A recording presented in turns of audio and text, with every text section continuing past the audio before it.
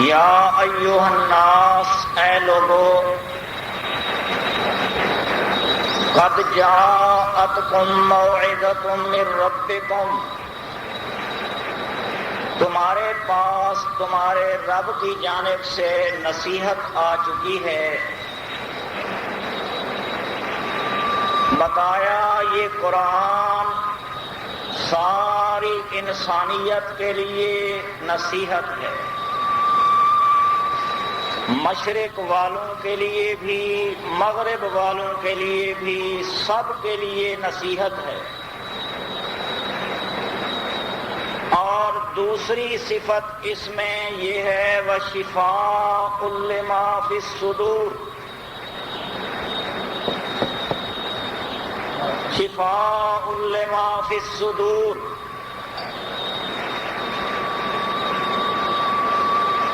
اور یہ قرآن دلوں کی بیماریوں کے لیے شفا ہے۔ شرک اور کفر، عجب، ریا، دکھاوا، سما، یہ مہلک امراض جو انسان کے دل پر لاحق ہوتے ہیں، اور ان قلبی امراض کے لیے اللہ کی کتاب قرآن شفا ہے، اس میں علاج ہے ان بیماروں کا جن کے دل بیمار ہیں شرک کی بیماری سے اور کفر کی بیماری سے بیمار ہیں، وہ اپنا علاج قرآن سے تلاش کریں۔ اور عجب و ریا، دکھاوا، سما اور ضلال و گمراہی کے تمام امراض کے لیے یہ علاج قرآن میں ملتا ہے، قرآن ان امراض کے لیے شفا ہے۔ رب کائنات نے فرمایا تیسری صفت قرآن کی ہے ہدن،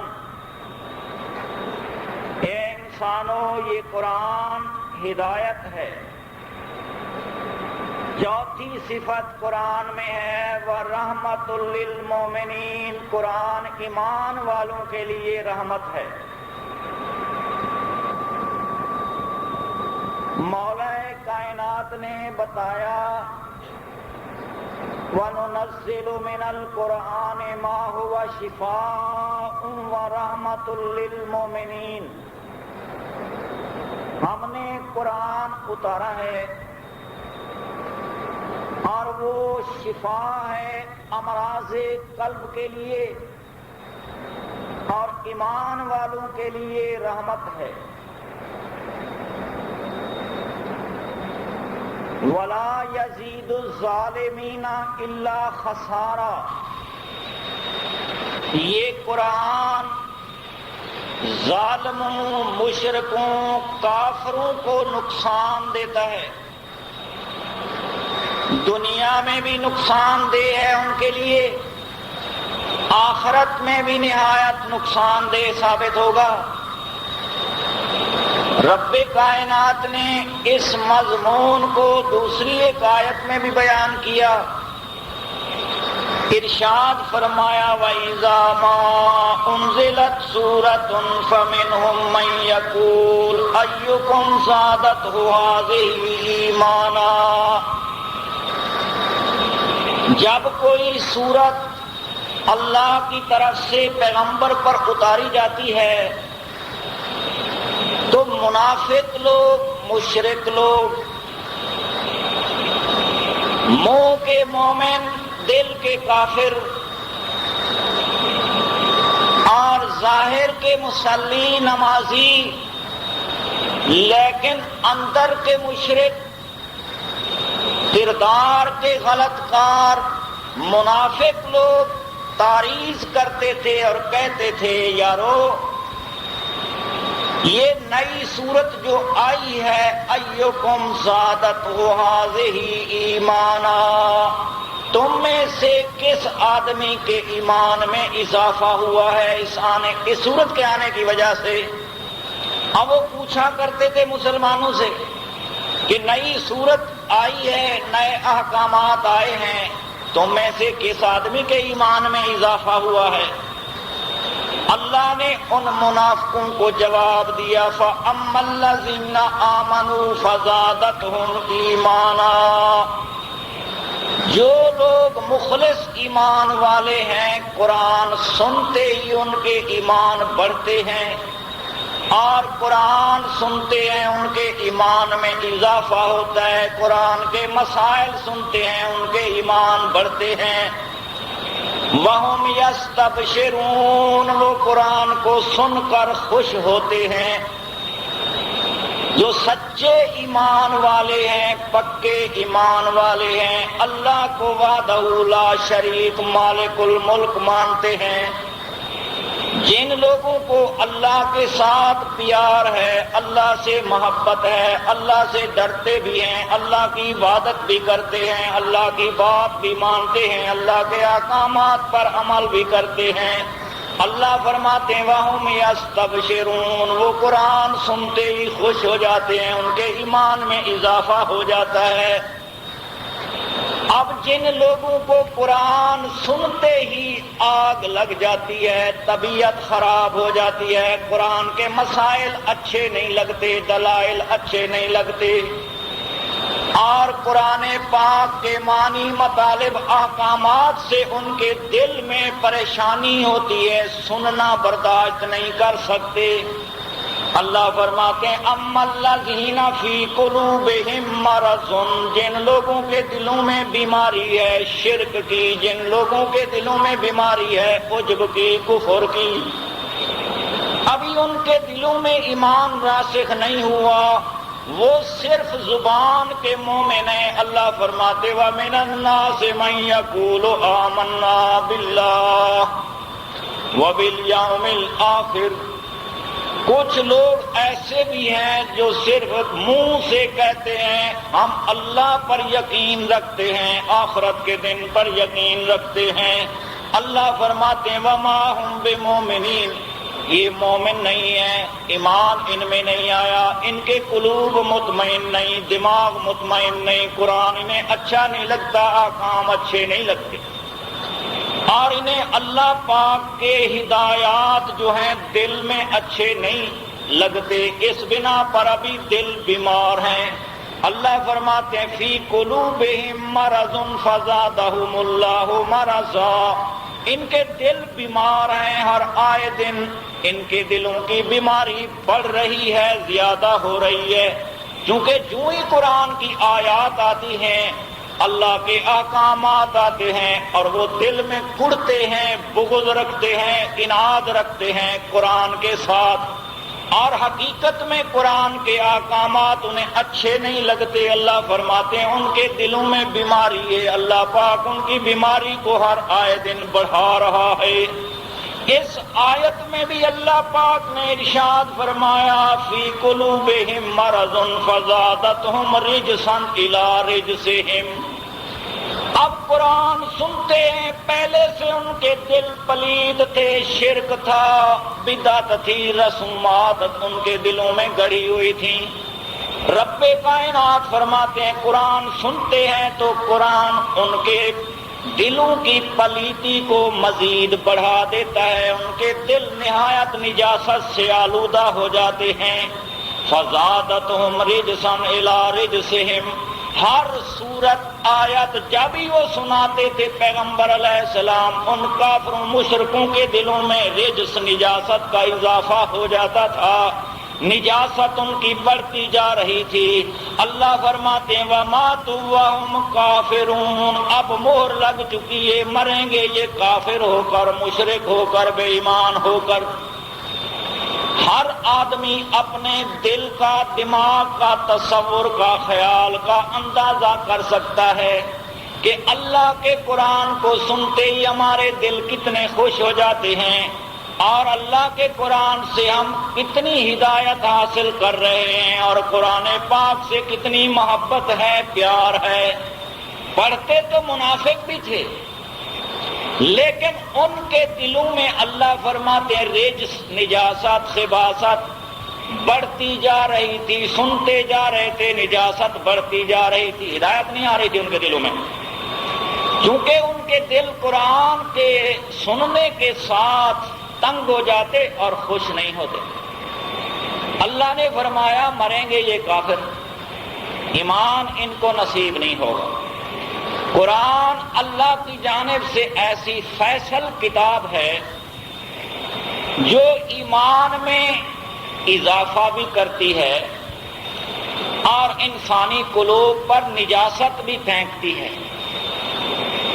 جن دلوں کو قرآن پسند آتا ہے، اچھا لگتا ہے، سنتے ہیں، قرآن کے احکامات کو مانتے ہیں، عمل کرتے ہیں، ان کے ایمان میں بڑھوتری ہوتی جا رہی ہے اور ان کے لیے قرآن ہدایت بھی ہے، رحمت بھی ہے، شفا بھی ہے۔ اور جن لوگوں کے دل قرآن کے سنتے ہی مرجھا جاتے ہیں، پریشان ہو جاتے ہیں، انہیں قرآن کے آیات و مضامین اچھے نہیں لگتے، قرآن کے خلاف محاذ آرائی کرتے ہیں، اللہ رب العزت فرماتے ہیں ان کے دلوں میں پہلے سے نجاست کفر و نفاق کی موجود ہے، اب اللہ پاک اسے مزید بڑھا رہے ہیں، وہ کافر ہو کر مریں گے، انہیں ایمان نصیب نہیں ہوگا۔ یہ اللہ پاک نے فیصل کتاب اتاری ہے۔ ہر آدمی اپنے دل کا موازنہ کر سکتا ہے، دماغ کا موازنہ کر سکتا ہے، قرآن کے احکامات دل کو کتنے پسند لگتے ہیں، اچھے لگتے ہیں۔ اور یہ قرآن مقدس اللہ پاک کی جانب سے ایک کتاب ہے کارخانہ کائنات میں، جسے فرمایا ذالک الکتاب لا ریب فیہ، یہ ایک کتاب ہے کائنات کے صفحہ پر جو شک کی گنجائش اس میں نہیں ہے، یہ پکی سچی کتاب ہے اور بڑی طاقت والی کتاب ہے۔ اللہ فرماتے ہیں انہ لکتاب عزیز، یہ کتاب بہت بڑی طاقت والی کتاب ہے، غلبے والی کتاب ہے، اپنے دلائل کے لحاظ سے، اپنی قوت کے لحاظ سے تمام کتب پر غالب اور کائنات کی انسانیت کے اذہان پر غالب ہے اور ان کے تصورات و خیالات پر بھی غالب ہے۔ ایسی کتاب کہ لا یاتی الباطل من بین یدیہ ولا من خلفہ، اور یہ ایسی کتاب ہے کہ اس کے مد مقابل آگے پیچھے سے باطل ٹھہر نہیں سکتا، جھوٹا نہیں ٹھہر سکتا، اور جھوٹ بھی اس کے آگے پیچھے سے نہیں آ سکتا، اس کا مقابلہ نہیں کر سکتا۔ اللہ رب العزت نے ارشاد فرمایا جاء الحق زہق الباطل، حق آیا جھوٹ گیا۔ یہ ایسی سچی کتاب ہے کہ اس کے سامنے باطل اور جھوٹ نہیں کھڑا ہو سکتا، آ بھی نہیں سکتا ہے۔ رب کائنات نے ارشاد فرمایا ان الباطل کان زہوقا، باطل میں طاقت نہیں کہ ٹھہر سکے اس حق کے سامنے، اس سچ کے سامنے، اور وہ باطل ہے ہی تباہ ہونے کے لیے، برباد ہونے کے لیے، خسارے و نقصان کے لیے، اور وہ باطل حقیقت میں رجس ہے، نجاست ہے، ناپاکی ہے، اور وہ پاک قرآن کے ساتھ محاذ آرائی میں میدان میں ٹھہر نہیں سکتا ہے۔ مولا کائنات نے یہ ایسی کتاب عزیز واحد ایک بھیجی ہے، باقی ساری کتابیں کائنات کے انسانوں کی لکھی ہوئی اس کا مقابلہ نہیں کر سکتی، اور یہ ایک ہی کتاب ہے جو لا ریب فیہ ہے۔ اللہ فرماتے ہیں ھدی للمتقین، اللہ سے ڈرنے والوں کے لیے ہدایت بھی ہے۔ یہ منبع ہدایت ہے، مصدر ہدایت ہے، عین ہدایت ہے، مشعل ہدایت ہے۔ رب کائنات نے ارشاد فرمایا انزلنا الیکم نورا مبینا، ہم نے آپ کے لوگوں کی جانب یہ کتاب نور مبین بھیجی ہے، واضح روشنی والی کتاب بھیجی ہے۔ اس کے مضامین، معانی، مسائل میں اللہ کی جانب سے روشنی رکھی گئی ہے، اور اس کے مسائل بالکل ھذا بیان للناس، یہ کائنات کے لوگوں کے لیے بیان ہے، واضح کتاب ہے، کھلی کتاب ہے، اور اس کے احکامات ہر عربی دان کے ذہن میں سنتے ہی گڑ جاتے ہیں، آ جاتے ہیں، اور اس کتاب کے لیے مزید کوئی تفصیل کی ضرورت نہیں، بلکہ یہ کتاب آپ ہی تفصیل لکل شے، ہر شے کی اس میں تفصیل ملتی ہے اور تفسیر ملتی ہے۔ اللہ رب العزت نے فرمایا لا یاتونک بمثل الا جئناک بالحق واحسن تفسیرا،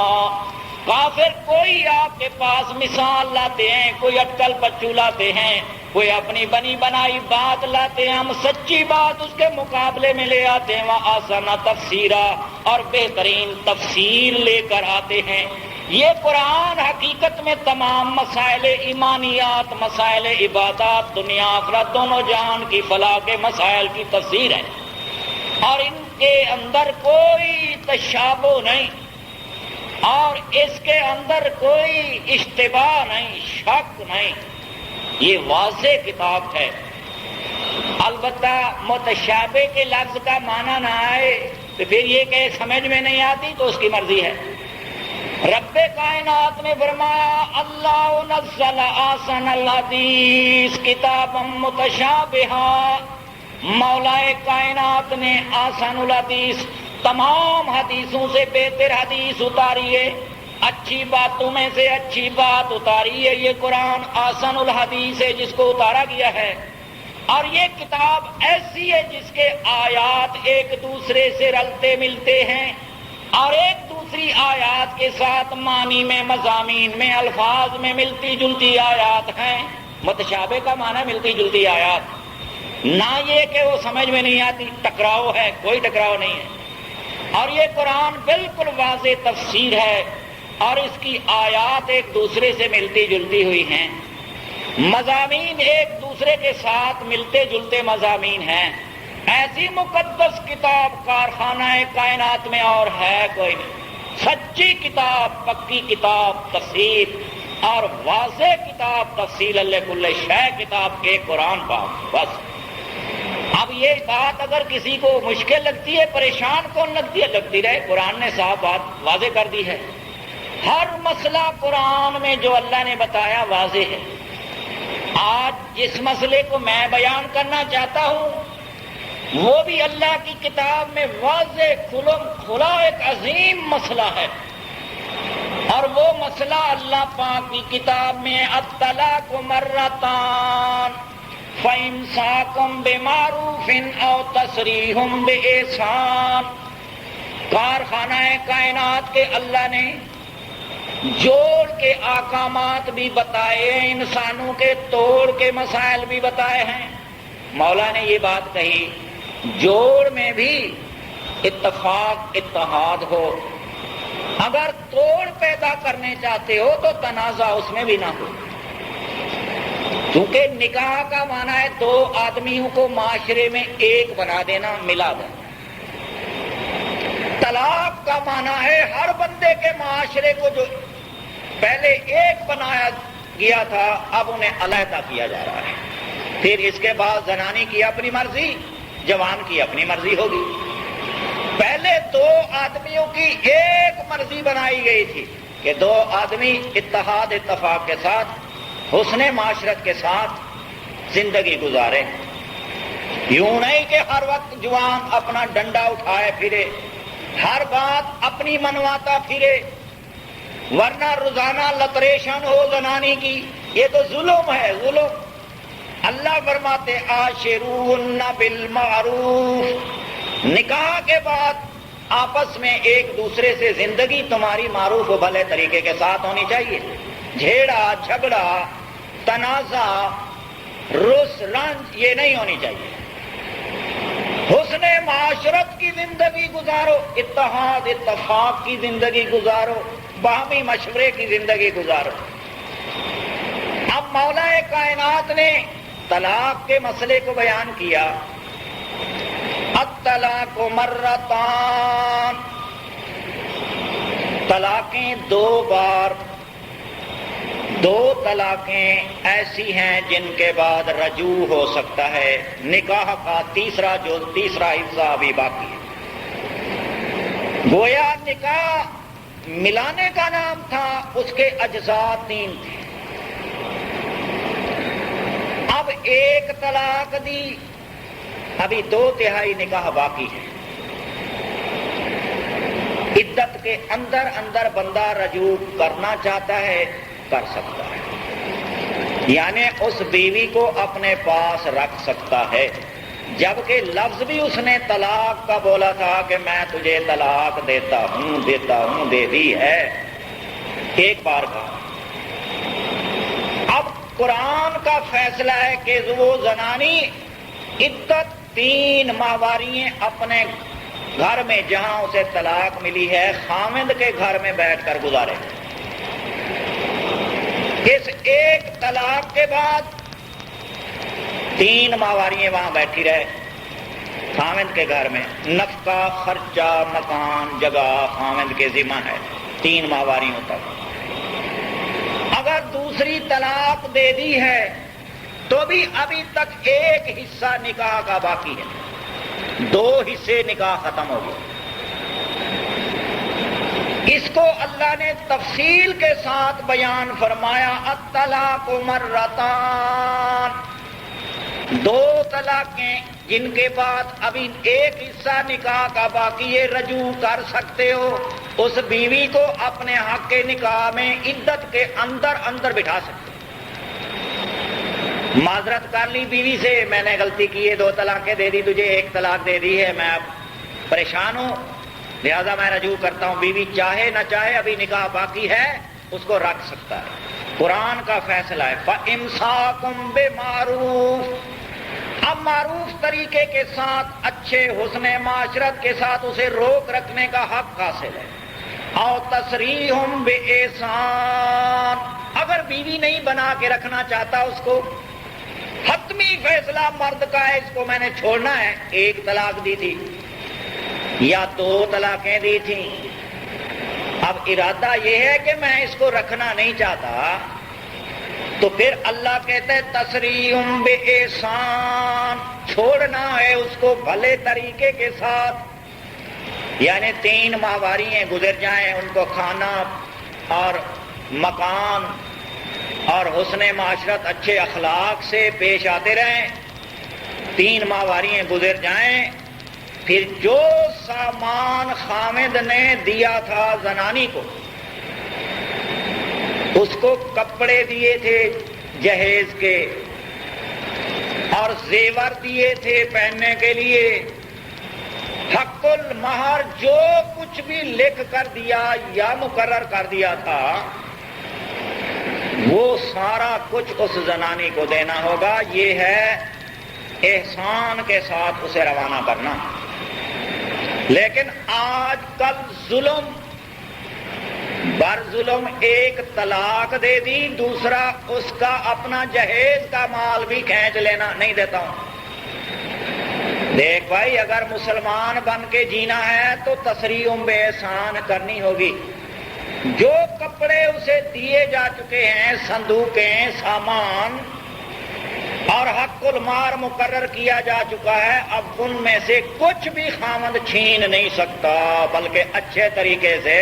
وہ سامان اس کے اپنے گھر میں پہنچوا دے شرافت کے ساتھ۔ بہتر ایمان کا پتہ تو تب چلے گا کہ قرآن کو مانتا ہے، اللہ کے حکم کو مانتا ہے، ورنہ تو کافر ہے وہ بندہ۔ آج کل کلمہ پڑھا پھر اس کا جہیز بھی چھین لیا، زیور بھی چھین لیے، یہ ہمارے تھے،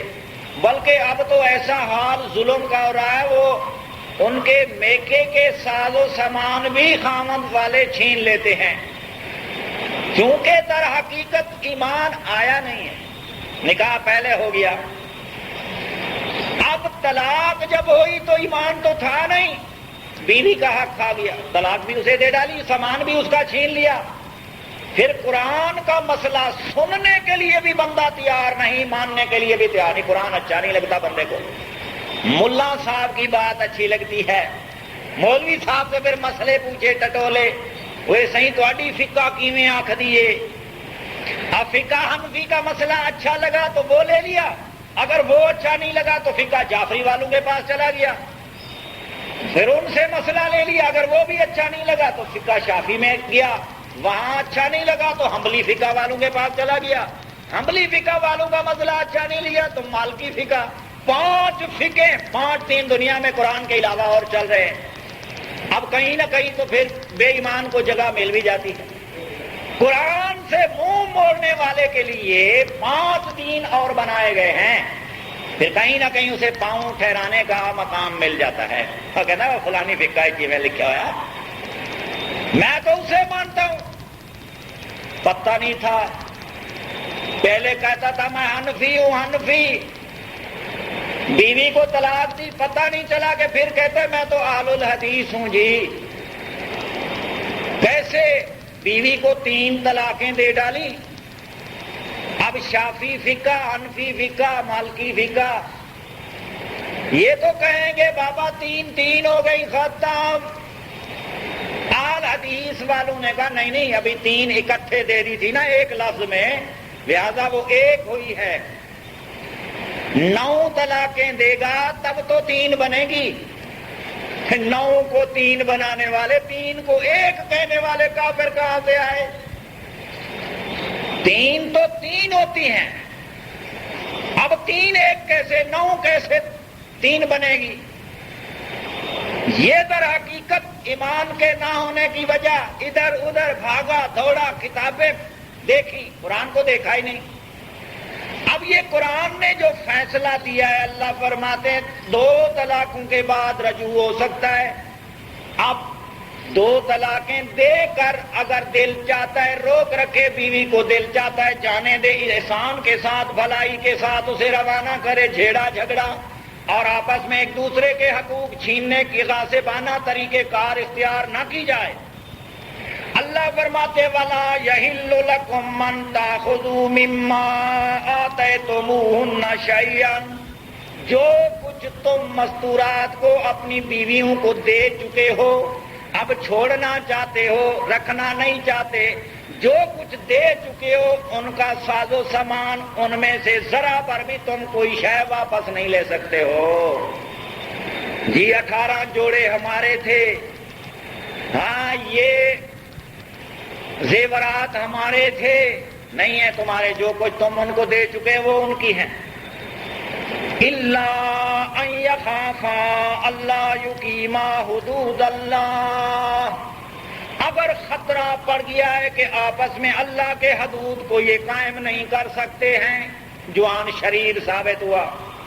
نہ طلاق دیتا ہے، نہ چھوڑتا ہے، نہ سامان دیتا ہے، تو زنانی نے فیصلہ دیا کہ چل یہ سامان تو لے لے لیکن میری جان چھوڑ دے۔ اب سامان لے کر زنانی کی جان چھوڑ دی، اس کو کہتے ہیں خلا۔ اب خلا کا مسئلہ آ گیا ہے، خلا کر لی تو اس میں کوئی حرج نہیں ہے،